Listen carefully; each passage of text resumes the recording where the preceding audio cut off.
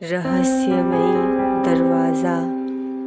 दोस्तों, रहस्य से जुड़ी कहानियाँ पढ़ने में बहुत ही दिलचस्प लगती हैं, लेकिन कुछ रहस्य ऐसे भी होते हैं जो काल्पनिक होते हैं, लेकिन उन्हें वास्तविकता बनने में देर नहीं लगती। रहस्यमयी दरवाज़ा भी एक ऐसी ही दिलचस्प कहानी है। ये ज़बरदस्त कहानी आपको रोमांच का एहसास करवाएगी। दोस्तों, एक छोटा सा गांव था।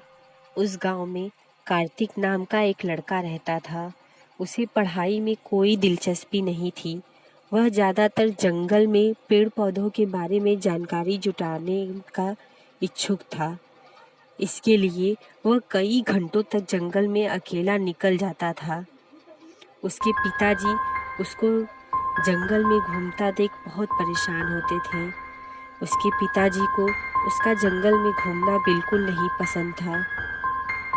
वह उसे आवारा लड़का समझते थे। वह चाहते थे कि कार्तिक कुछ काम ढूंढ ले ताकि कुछ पैसे कमाने लगे, लेकिन उसे कहीं नौकरी नहीं मिलती। इसीलिए वह उसे मजबूरी में अपनी ही किराना की दुकान में काम करने को कहते।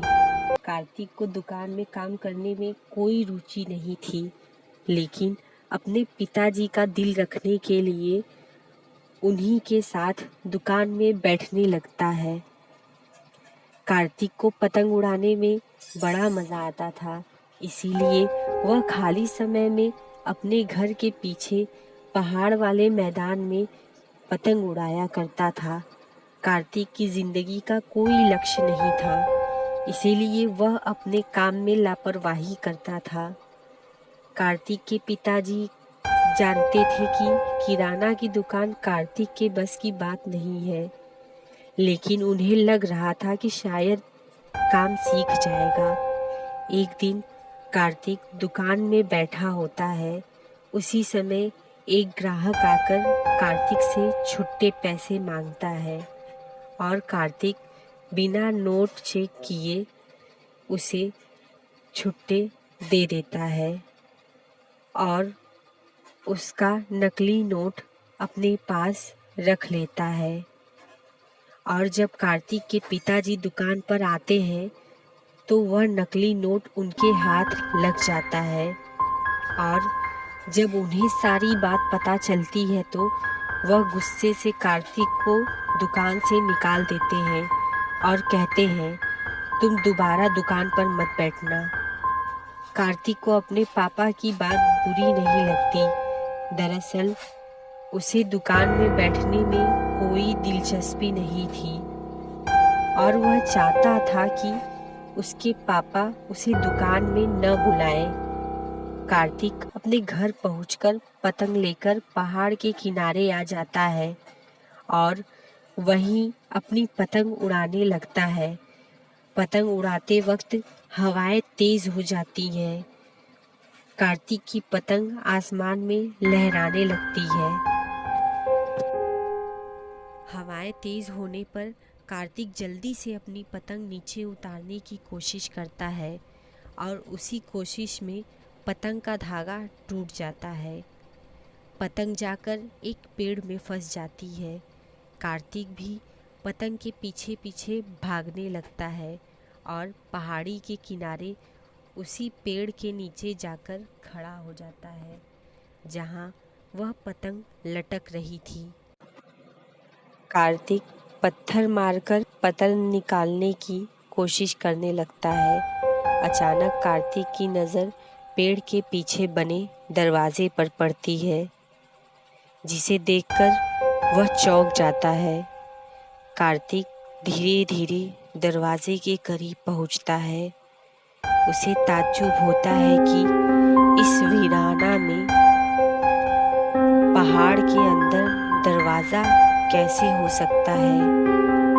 दरवाज़ा रहस्यमयी था। कार्तिक हिम्मत करके दरवाजे को खोल देता है। दरवाज़ा खुलते ही कार्तिक की आंखें फटी हुई रह जाती हैं, क्योंकि सामने एक स्वर्ग से भी सुंदर रहस्यमयी दुनिया नजर आ रही थी। कार्तिक धीरे धीरे दरवाजे के अंदर बनी सीढ़ियों से उतरने लगता है। जैसे ही कार्तिक रहस्यमयी दरवाजे के जमीन में कदम रखता है, वह अचानक हवा में उड़ने लगता है। बड़ी मुश्किल से वह आसमान में अपने पैर को संतुलित कर लेता है। कार्तिक चारों तरफ घुमाकर देखता है। उसे कई जानवर, पेड़ पौधे और इंसान हवा में उड़ते नजर आ रहे होते हैं। और तो और बड़े बड़े घर हवा में उड़ रहे होते हैं, जिसमें सोलर पैनल लगाए गए थे। सूरज की सहायता से चार्ज करके घरों में विद्युत प्रदान की जा रही थी। कार्तिक ऐसी नायाब तकनीक को देखकर चौंक जाता है। कार्तिक ऐसी नायाब तकनीक का नमूना देखना चाहता था। हैरत में पड़ते हुए वो देखता ही रहता है। दरअसल ये दुनिया पृथ्वी से बिल्कुल उलट थी।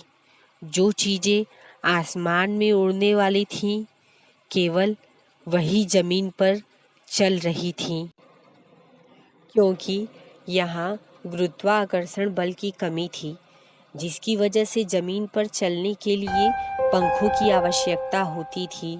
इसीलिए केवल पक्षी और उड़ने वाले कीड़े मकोड़े ही ज़मीन पर चल सकते थे। कार्तिक को यह नज़ारा अद्भुत लग रहा था।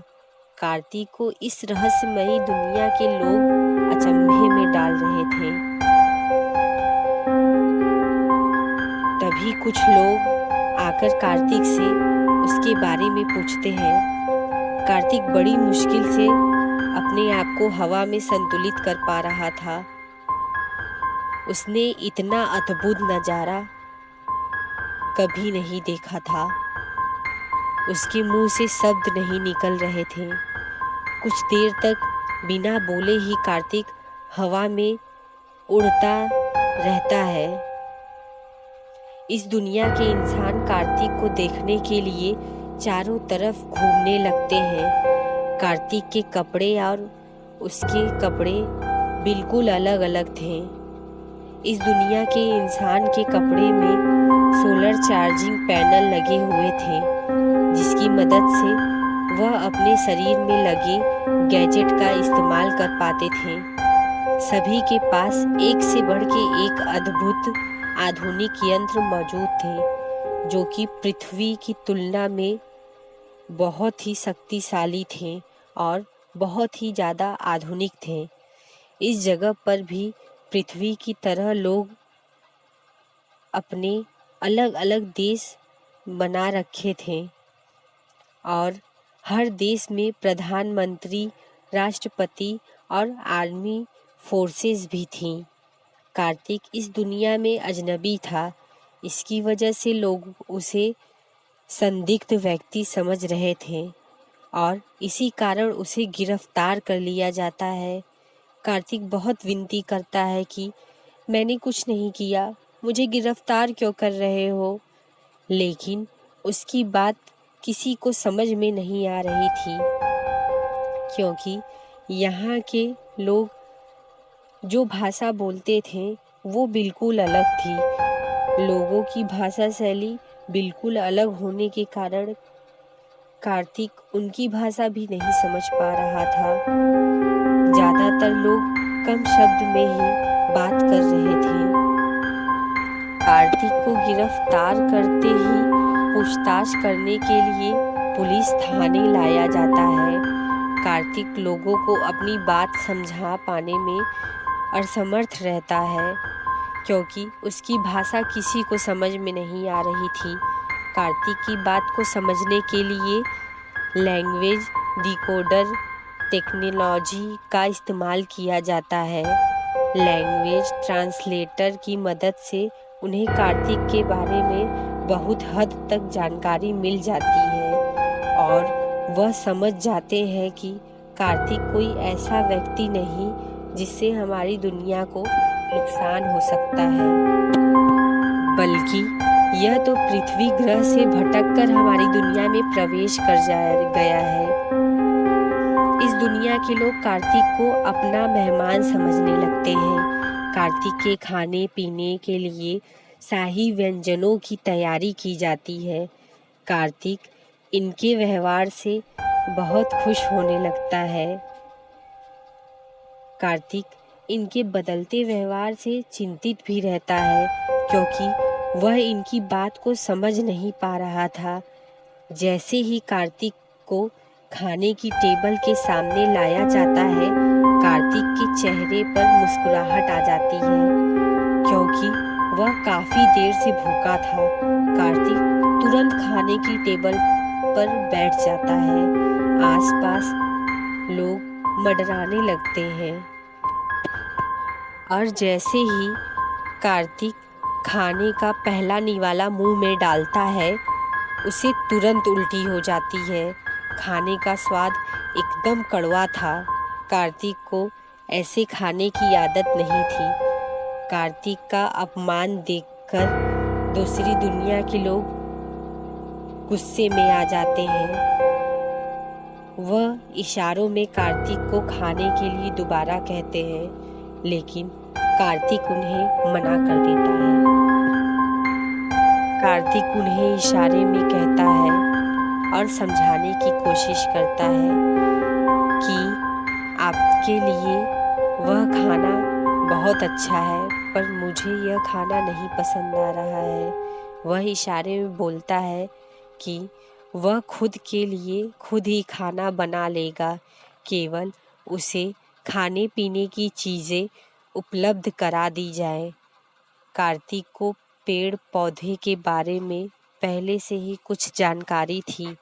कार्तिक को किचन में भेज दिया जाता है और कुछ ही घंटों की मेहनत के बाद कार्तिक स्वादिष्ट खाना बनाकर तैयार करता है। कार्तिक को खाने की खुशबू से इस दुनिया के लोगों के मुंह में पानी आ जाता है।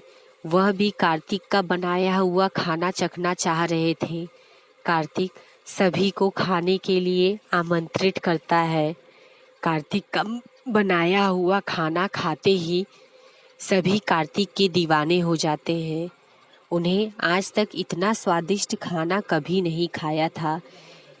इस दुनिया में पृथ्वी की तुलना में खाने के अलावा सभी चीज़ें बेहतरीन थी, लेकिन आज इन्हें खाने के असली स्वाद का एहसास हुआ था। कार्तिक के बनाए हुए खाने की बात दूर दूर तक फैल जाती है। एक दिन इस शहर में इस दुनिया के प्रधानमंत्री का दौरा होने लगता है, जिसके स्वागत के लिए पूरे शहर को सजाया जा रहा था, लेकिन खाने की जिम्मेदारी कार्तिक को दी जाती है। कार्तिक अब इन लोगों के इशारों को समझने लगा था और उसे भी इस दुनिया में मज़ा आने लगा था। जैसे ही प्रधानमंत्री का आगमन होता है, उनका जोरोदार स्वागत किया जाता है और प्रधानमंत्री जी के भाषण के बाद भोजन की व्यवस्था की जाती है।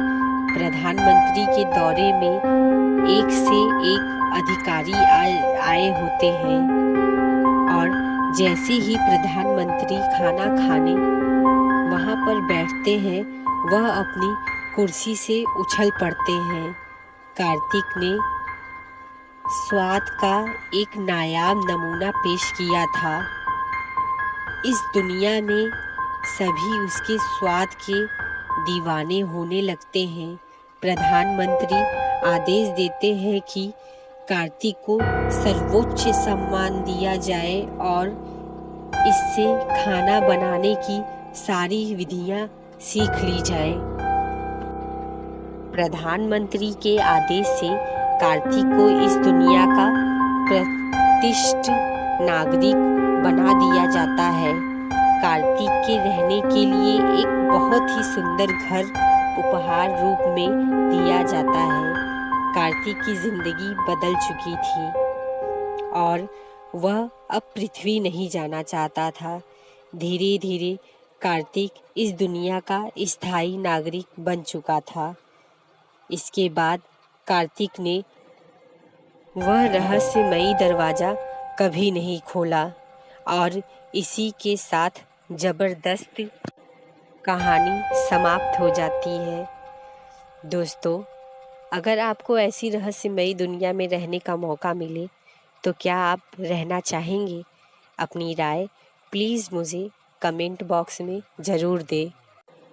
इस रहस्यमयी दुनिया के बारे में जैसे मैंने आपको बताया है, तो आप भी अपनी राय मुझे भी ज़रूर दें कि आपको अगर ऐसी रहस्यमयी दुनिया में रहने का मौका मिल जाए तो आप क्या करेंगे? क्या आप कभी अपनी दुनिया में वापस आना चाहेंगे? दोस्तों, आपके कमेंट को पढ़ के मुझे बहुत अच्छा लगता है। प्लीज़ अपनी राय कमेंट बॉक्स में ज़रूर दें।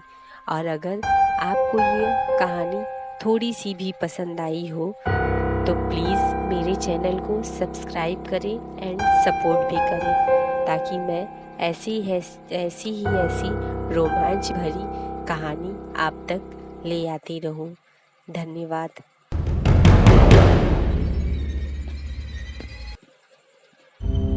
फॉलोअर्स, ये भूत की कहानी एक लड़की पायल की है, जो कि दिल्ली में अपनी फैमिली के साथ रहती थी। पायल की शिक्षा दीक्षा सर्वश्रेष्ठ स्थान से हुई थी और वह अपने स्कूल करियर में बहुत होनहार छात्रा थी।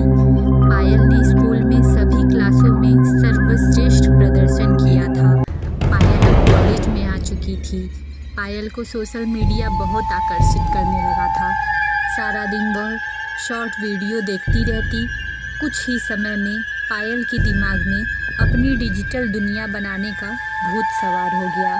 वह भी अपने वीडियो बनाकर फॉलोअर्स हासिल करना चाहती थी। पायल कई घंटों तक मोबाइल में लगी रहती थी और उसने अपने वीडियो बनाना और उन्हें शेयर करना भी प्रारंभ कर दिया था। परंतु कई महीनों के प्रयास के बाद भी पायल को सफलता हासिल नहीं हो रही थी।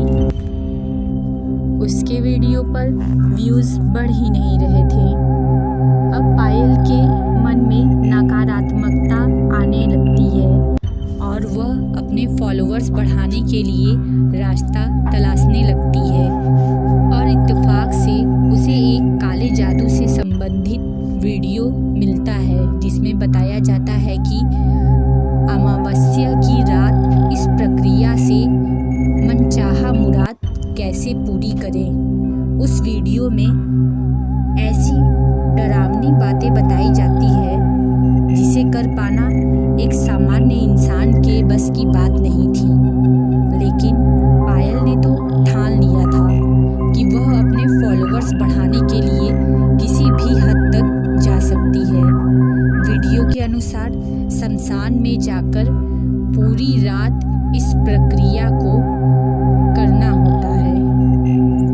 इसमें जान जाने का भी खतरा हो सकता था, लेकिन पायल के इरादे बहुत मजबूत होते हैं और वह इस काम को करने के लिए अमावस्या की काली रात चुन लेती है।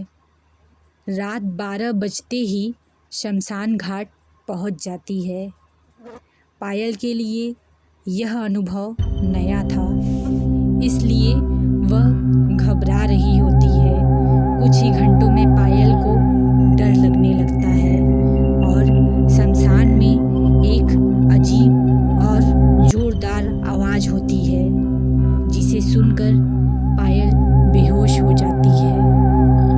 कुछ घंटे गुजरने के बाद पायल को सुबह होश आता है तो पायल को बहुत गुस्सा आता है, क्योंकि उसे अब यह मौका अगली अमावस्या को ही मिलेगा। पायल अपने घर पहुंचती है और जैसे ही अपना मोबाइल उठाकर देखती है तो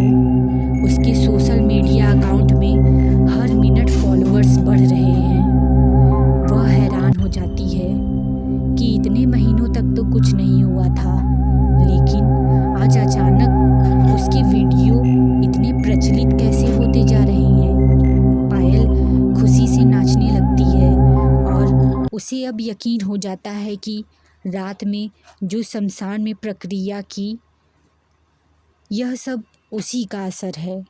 पायल के फॉलोअर्स तेज़ी से बढ़ते जा रहे थे और कुछ ही दिन में उसके फॉलोअर्स पूरे सोशल मीडिया में सबसे अधिक हो जाते हैं। लेकिन पायल को यह नहीं समझ में आ रहा था कि कोई भी सोशल मीडिया में उसकी बात ही नहीं कर रहा है। पायल अपनी नज़रों में सोशल मीडिया की उभरती हुई सितारा थी और उसी एटीट्यूड के साथ वह लोगों से मिलने लगी थी और वह जिससे भी मिलती उसे अपने फॉलोअर्स के बारे में बताने लगती। पायल मन ही मन सोचने लगी थी कि क्या फ़ायदा है इतने फॉलोअर्स का, जब मुझे ही जाकर लोगों को दिखाना पड़ रहा है। पता नहीं ऐसा क्यों हो रहा है, लोग मुझे जानते तक नहीं।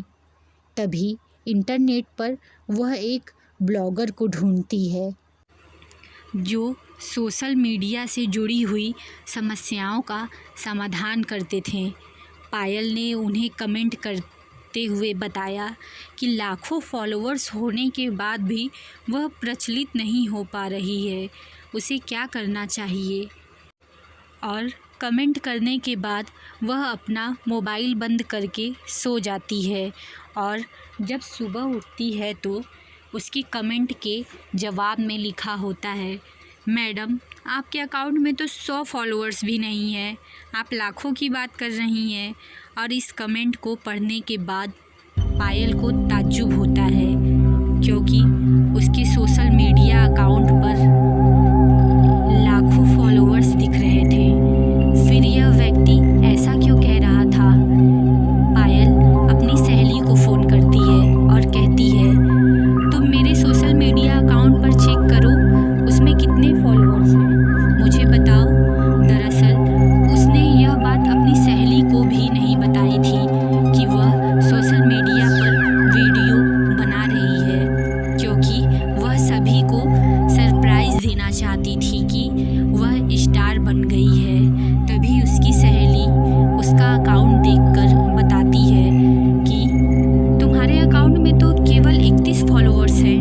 पायल फ़ोन काट देती है और उसे समझ में आने लगा था कि हो ना हो यह शमशान में की गई प्रक्रिया की वजह से ही हो रहा है। अब वह डर जाती है और वह इंटरनेट पर भूत से निजात पाने के उपाय देखने लगती है। तभी उसे एक भूत विशेषज्ञ व्यक्ति का पता चलता है और वह उसके पास पहुंचती है और उसे सारा मामला बताती है। भूत विशेषज्ञ ने इलेक्ट्रॉनिक मैग्नेटिक यंत्र द्वारा पता लगाया कि क्या कोई भूत से जुड़ा संकेत पायल के फॉलोअर्स में मौजूद है या नहीं। और जब वह पता लगाता है तो वह हैरान हो जाता है और उसे सारा मामला समझ में आ जाता है। वह पायल से कहता है, तुम्हें जितने भी अकाउंट्स फॉलो किए जा रहे हैं वह सारे लोग मर चुके हैं और उनके अकाउंट भी कई साल पहले बंद हो चुके हैं। लेकिन वह फॉलोअर्स केवल तुम्हारे लिए ही विजुअल रहेंगे, क्योंकि यह सिर्फ एक भ्रम माया जाल की तरह है, न कि कोई रियलिटी। तुम्हें इन सब से बाहर निकलना होगा, वरना तुम इन फॉलोअर्स की दुनिया में कैद होकर रह जाओगी।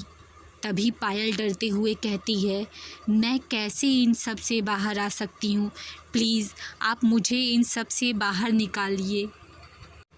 वह विशेषज्ञ पायल से कहता है, यह सब वहीं से ख़त्म किया जा सकता है जहाँ से शुरू हुआ था।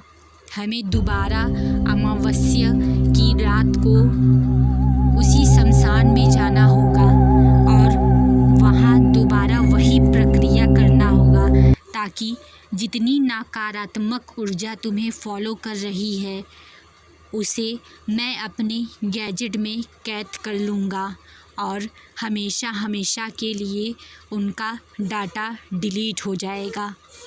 लेकिन इस प्रक्रिया में बहुत खतरा है। अगर तुम बीच में डर गई या सो गई तो वह सारे भूत हम पर हावी हो जाएंगे और हम दोनों के लिए अपनी जान बचाना मुश्किल हो जाएगा। और यदि हम बच भी गए तो मैं तुम्हारे दिमाग से कभी भी वो फॉलोअर्स बाहर नहीं निकाल पाऊँगा और तुम हमेशा उसी सोशल अकाउंट के अंदर घूमती रहोगी। लेकिन पायल इरादों की मजबूत लड़की थी। वह तैयार हो जाती है। अगले 14 दिन के बाद अमावस्या की काली रात आने वाली थी और उसी का इंतज़ार दोनों करने लगते हैं। और 2 हफ्ते गुजरते ही वह समय नज़दीक आ जाता है।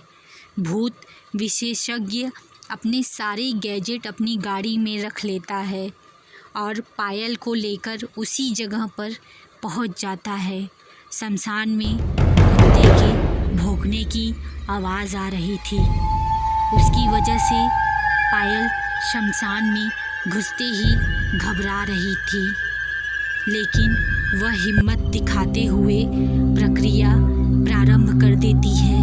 और यहाँ गाड़ी के अंदर भूत विशेषज्ञ भी अपने कंप्यूटर सर्वर मेमोरी में भूतों को कैद करने के लिए तैयार रहता है। कुछ ही घंटे गुजरते ही सारा शमशान हवाओं से घिर जाता है। किसी को कुछ नहीं दिखाई दे रहा था और इसी बीच पायल गायब हो चुकी होती है। भूत विशेषज्ञ पायल को कांटेक्ट करने की कोशिश करता है, लेकिन पायल का कोई जवाब नहीं आता है और वह अब सोचने लगता है कहीं पायल को कुछ हो तो नहीं गया। वह भागते हुए पायल के पास पहुंचता है और जब उसे वहां नहीं देखता तो दौड़ते हुए उसकी जगह के पास जाता है और अचानक एक जोरदार धक्के के साथ वह उछलकर दूर दीवार से जाकर टकरा जाता है। सर में चोट लगने की वजह से वह बेहोश हो जाता है और कुछ घंटे गुजरने के बाद जब उसकी आँख खुलती है तो वह पायल को फ़ोन लगाता है और पायल फ़ोन उठा लेती है। वह घबराकर पूछती है, तुम कहाँ हो? और वह जवाब देते हुए कहती है, मैं तो अपने घर पहुंच चुकी हूँ। मुझे रात की कोई बात याद नहीं है और मुझे यह भी याद नहीं है कि मैं घर कैसे पहुंची। लेकिन खुशी की बात यह है कि मेरे अकाउंट में अब सिर्फ 31 फॉलोअर्स दिख रहे हैं जो कि रियल हैं। और भूत विशेषज्ञ अपने सिस्टम को चेक करता है और वह खुश हो जाता है क्योंकि उसके कंप्यूटर मेमोरी में आत्माएं कैद हो चुकी थीं। पायल के सोशल मीडिया अकाउंट से सारे भूत फॉलोअर्स हट चुके थे। अब पायल के सिर्फ 31 फॉलोअर्स दिख रहे थे जो कि रियल हैं।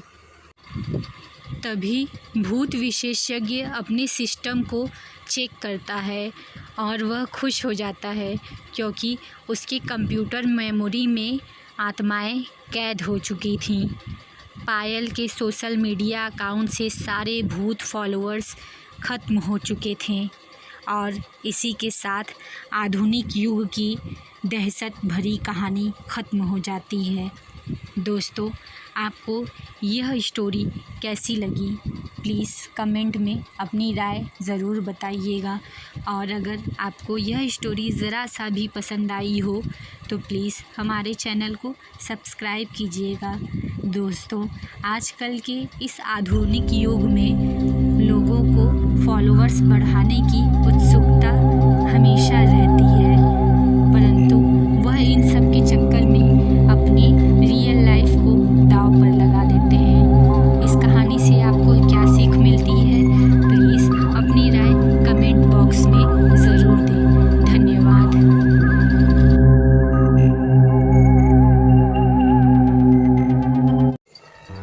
दोस्तों, आप सभी का स्वागत है।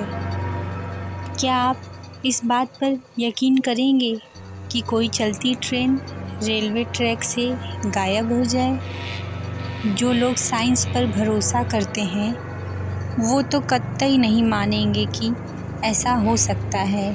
खैर, इस बात में कितनी सच्चाई है यह तो कहा नहीं जा सकता, लेकिन इस ट्रेन के बारे में लोग क्या क्या बोलते हैं वह ज़रूर आज हम आपसे इस आर्टिकल में शेयर करेंगे। यह जानकारी बेहद रोचक है। अपनी यात्रा के दौरान अचानक गायब होने वाली रोमेन ट्रेन के किस्से आपको इंटरनेट के माध्यम से खूब पढ़ने को मिल जाएंगे। कहते हैं सन 1911 में यह ट्रेन अद्भुत ढंग से गायब हो गई थी। ये रहस्यमयी ट्रेन 1911 में रोम से गायब हुई थी, जो 1840 में मैक्सिको पहुंची, यानी 71 साल पीछे। लेकिन कैसे, यह किसी को नहीं पता। दोस्तों, आपकी जानकारी के लिए बता दें, यह ट्रेन 1911 में रोमन स्टेशन से रवाना हुई। बताया जाता है कि इस ट्रेन में लगभग 106 लोग सवार थे। इस दौरान इस यात्रा में ट्रेन को बीच में 1 किलोमीटर लंबी सुरंग से होकर गुजरना था। इस ट्रेन में बैठे लोग नहीं जानते थे कि आगे उनके साथ क्या होने वाला है। जैसे ही ट्रेन टनल के पास पहुंची, वहां पर कुछ अजीब सा वातावरण बन गया और एकदम सब शांत हो गया। यह देखकर 2 यात्री ट्रेन से कूद गए। जैसे ही ट्रेन टनल के अंदर गई, वह एकदम से गायब हो गई, जैसे मानो किसी ने जादू कर दिया हो। इस घटना के बाद इस ट्रेन को किसी ने नहीं देखा। जो 2 यात्री घबराकर ट्रेन से कूदे थे, जब इन दोनों से ट्रेन के लापता होने की बात पूछी गई तो उन्होंने वह वाक़या सबको सुनाया। उनकी बात सुनकर सब दंग रह गए। उनकी बताई गई बात पर किसी को यकीन नहीं हुआ। उन्होंने बताया कि जब ट्रेन टनल के पास पहुंची तो अचानक सब शांत हो गया और आगे सफ़ेद धुआं आ गया। यह देखकर हमने ट्रेन से छलांग लगा दी। जब घटना की पड़ताल हुई तो कुछ भी नहीं मिला, लेकिन यह भी पता लगाया जा सका कि आखिर वह ट्रेन कहाँ गायब हो गई। घबराकर लोगों ने उस टनल को बंद कर दिया, मगर इस रहस्यमयी घटना का अंत यही नहीं होने वाला था। वह खोई हुई मिस्ट्री ट्रेन देखे जाने की बात सामने आई। एक मोनेस्ट्री में काम कर रहे भिक्षुओं ने इस घटना के बारे में कहा कि उन्हें एक रहस्यमयी ट्रेन नज़र आई, जिसमें से 2 डेविल पैसेंजर नीचे उतरे। उन्होंने काले रंग के अजीब कपड़े पहने हुए थे। उन्हें देखकर वहाँ खड़े भिक्षु बहुत डर गए। उन दोनों डेविल पैसेंजर ने मोनेस्ट्रीज के अंदर आने की बहुत कोशिश की, लेकिन वे भीतर घुस नहीं पाए। थोड़ी देर बाद ट्रेन अचानक वापस से गायब हो गई। दोस्तों, आपको बता दें कि मेक्सिको की एक वैज्ञानिक ने यह दावा किया कि उसके पास ऐसे सबूत मौजूद हैं जो उस घटना से मेल खाते हैं। उन्होंने उस समय की सभी मेडिकल डिटेल और फाइल्स संभाल कर रखे थे। उनमें से एक फाइल के अनुसार वहाँ के डाउन हॉस्पिटल में एक बार 104 लोगों को मास मेडनेस के कारण भर्ती किया गया था। चौंकाने वाली बात यह थी कि उन सभी की स्टोरी बिल्कुल एक जैसी थी और यहाँ तक कि वे सभी पेशेंट इटालियन थे। सबसे ज़्यादा चौंकाने वाली बात ये थी कि उस समय के जहाज़ों के रिकॉर्ड में किसी भी इटालियन यात्री का नाम नहीं था जिसने मेक्सिको की यात्रा की हो। दोस्तों, इस पूरी घटना की सबसे विचित्र बात ये थी कि उन सभी लोगों का कहना था कि वे सभी रेलवे के रास्ते आए हैं, सभी रोम के बताए जाते हैं। आप तो यह सोच रहे होंगे कि कोई ट्रेन समुद्र पार करके कैसे रोम से मेक्सिको आ सकती है। आज के समय ऐसी किसी बात पर यकीन कर पाना नामुमकिन है, लेकिन यह जिस पुख्ता सबूतों की बात मनोवैज्ञानिक ने की उसका रिकॉर्ड 18वीं शताब्दी में कैसे मिला।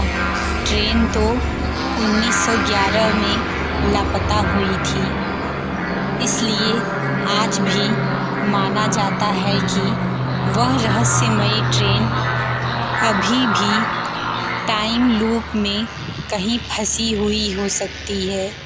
कई लोगों ने ऐसा दावा किया है कि उन्हें इस ट्रेन को देखा हुआ है। दोस्तों, इस बात में कितनी सच्चाई है ये तो नहीं कहा जा सकता है, परंतु ऐसी घटनाएं जो आजकल हमारे सामने आ रही हैं वो कहीं न कहीं सच साबित होती हैं। जैसे कि इस ट्रेन के बारे में आपकी क्या राय है, कृपया हमें कमेंट बॉक्स में ज़रूर बताएं और ऐसी ही रोचक जानकारी के लिए प्लीज़ हमारे चैनल को सब्सक्राइब कीजिए और बेल आइकन को प्रेस कीजिए ताकि कोई भी नई वीडियो का अपडेट आपको तुरंत मिल सके। दोस्तों, आप सभी से माफ़ी चाहती हूँ कि आप सभी को वीडियो बहुत दिनों के बाद मिली है। आपके कमेंट्स के दौरान हमने पढ़ा कि आप लोगों ने बहुत मिस किया। कृपया अपनी राय कमेंट बॉक्स में ज़रूर दें। Thank you.